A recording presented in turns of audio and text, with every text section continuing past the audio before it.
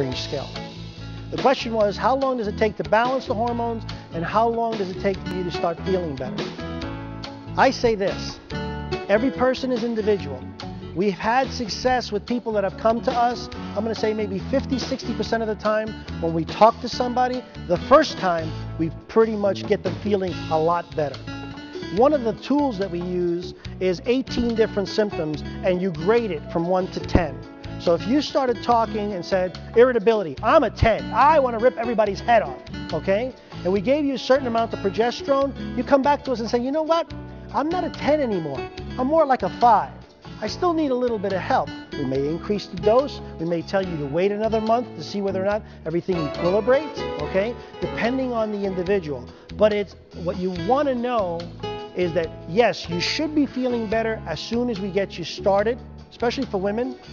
How much better? That's the work in progress.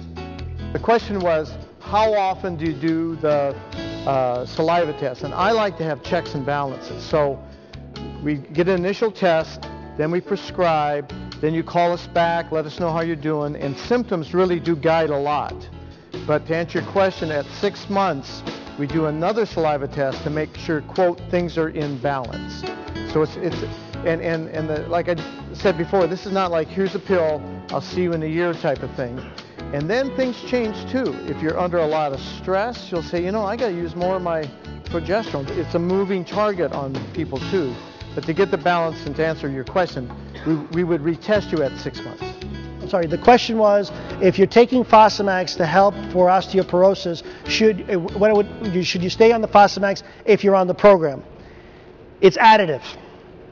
The Fosamax will actually help the hormones make even more bone. So we say 6% for the Fosamax, 18 to 22% for the hormones, you know, 6 plus 18, 24, 6 plus well, not as high as 28, but more like 26% bone growth over the 2 to 3 year period.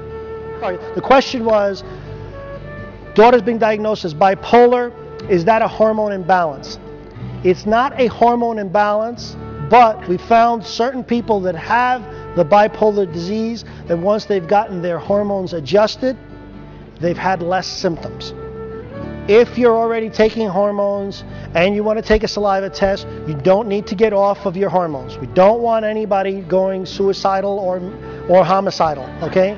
We don't want that, okay? We want you to take the saliva test, and let us know what you're taking. Because by you letting us know what you're taking, we start at a different level. Where do we get the natural hormones? The natural hormones were first developed in the 1930s. By a doctor that went down to Mexico, took the wild yam, found some chemicals that were called sterols, and then manipulated them to make the identical hormones that are found inside of your body. The word natural does not mean that we plucked it out of a tree. Bioidentical is more the definition. In the lab, they were chemically modified so that they are identical to the ones that are found in the human body. So much so that there is in a lab now that if we took the testosterone out of a male, the testosterone out of the bioidentical, moved it around and said which one is which, they could not tell the difference, and neither can the body. Okay? That's what we need about natural bioidentical.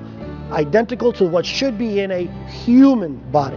What's interesting is there's a doctor from Belgium named Terry Herzog, and he is a third-generation doctor who does this hormonal treatment. Now, he also does growth hormone, but what he does, which is interesting, he'll take a person from the audience and have them come up if they wanted, and he goes through their physical appearance, and then he starts, you know, naming what hormone is deficient on them and starts picking apart. So, like on you, if the hair was brittle, that's thyroid.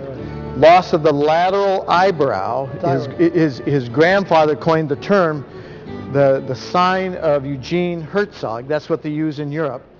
The puffy eyes, the small little creases around the mouth are the low sex hormones. He'll look for rough skin behind your arm. He'll have you kind of get on a chair and he'll hit your Achilles for a reflex, and you have a dull reflex. But what happens to you and what happens to people is hand in glove with sex hormone decline is thyroid decline. And so we need to look at your thyroid too. Now, your thyroid will give you brittle hair, brittle nails, dry skin, weight gain, fatigue. The hormonal decline, and what happens on a lot of ladies is that as the estrogen goes down, what I say is the testosterone starts shining through. So ladies will have this wide part, the hair gets a little thinner like male pattern baldness, and they'll get so it's kind of like a whole cascade. The other thing that happens when the thyroid goes down, it increases sex binding globulin, so that holds your hormones. So you'll get a blood test and they'll say, well, it's normal. And you'll say, well, wait a minute, I'm having hot flashes and I'm not feeling good. Well, the blood test says it's all right, but what you have is the kind of the cascade. You got a combination of everything. So what we may do is ask you to get your axillary temperature, see your doctor, get tested for free T3, free T4, TSH, because those are the pickups for low thyroid. And then what we prefer is Armour natural thyroid, not Synthroid, Levoxyl, etc. So long answer, but you may have a combination of thyroid plus the sex hormone. Yes, ma'am. Right. Yeah, that's one of she said doctors do blood tests for hormones doesn't seem to be right. The reasons are the sex binding globulin, that protein that holds the blood. And I have patients, men, who we'd send to urologists and their testosterone would be 241 and the bottom of testosterone is 240. And then the doctor says, you're in normal limits. And the guy goes, wait a minute, I got all these issues. Well, no, you're in normal limits. So, and that was Rudy's point about that slide about thyroid. So what we think is more accurate is the saliva, which is bioavailable, what's available and working for you, wise. Truthfully, the poor man's thyroid test is the axillary temperature, which is a good way to pick it up. And then it's just, truthfully, there's an axiom that if you listen to the patient, they'll tell you the answer. I got brittle hair, brittle nails, I'm cold, I'm constipated, I got puffy eyes. You're low thyroid, and it's underdiagnosed, really.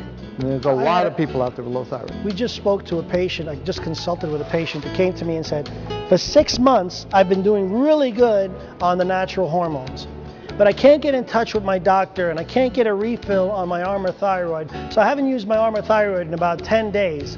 And all of a sudden, my hot flashes came back and I'm not feeling good. I think your hormones are not working anymore.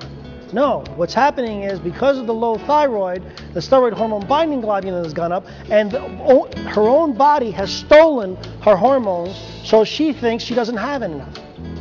Okay? Once we get the thyroid hormone back into her body, it'll release it, and her levels will go back to normal.